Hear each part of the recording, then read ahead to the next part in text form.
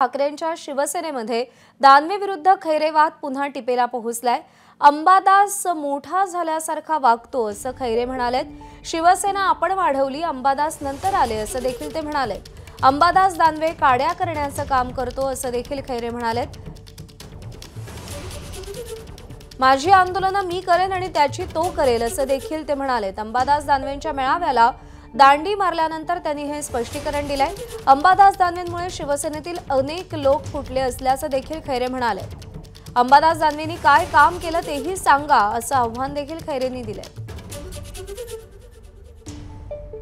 नाही, मला सांगितलं नाही अंबादास दानवेंनी। स्पष्ट सांगतो मी उद्धव साहेबांना सांगणार आहे आता। मला अंबादासने सांगितलेलंच नाही आहे। तो अंबादास दानवे स्वतःला असं समजतो की बस तो आहे तो सगळ्यात मोठा। किती 2-4 महिन्याचाच आहे तो। आता जाणार मी करणार तक्रार, मी सांगणार। मी परवा मीटिंग आमची त्यावेळेस सांगणार मी। पण तुम्ही आम्हाला त्या ठिकाणी काय समजता, कचरा समजता तुम्ही? अरे शिवसेना मी वाढवली, जेलमध्ये गेलो, लाठ्या खाल्या सगळीकडे गेलो, लॉकअपमध्ये गेलो, सगळं केलं। तुम्ही काय केलं आमच्यासाठी?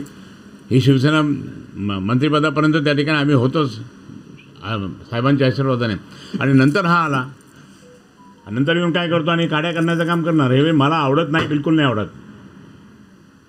मला कोणी काढू पण शकत नाही, कारण मी कडवट शिवसेना प्रमुख माननीय बाळासाहेब ठाकरेंचा आहे।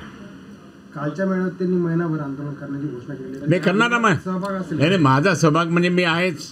माझ्या पक्षासाठी मी काही पण करेल। त्याच्या तो बोलतच नाही मला, तुम्ही त्याचे काय, मी माझ्या पद्धतीने करेन ना। तुमचं आंदोलन वेगळं असणार? नाही, माझं आंदोलन माझ्या पक्षाचं असेल। त्यांचं असेल ना, काय तो असेल नसेल काही करेल मला माहित नाही, पण मी काय बोलत नाही। तर चंद्रकांत खैरे काहीसे संतापल्याचं आपल्याला पाहायला मिळालं। अंबादास दानवेंबद्दल त्यांनी हे उद्गार काढलेले आहेत।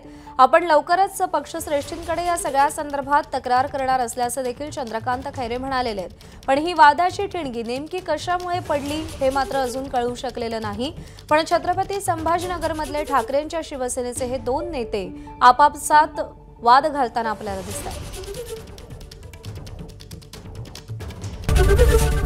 एबीपी माझा, उघडा डोळे बघा नीट।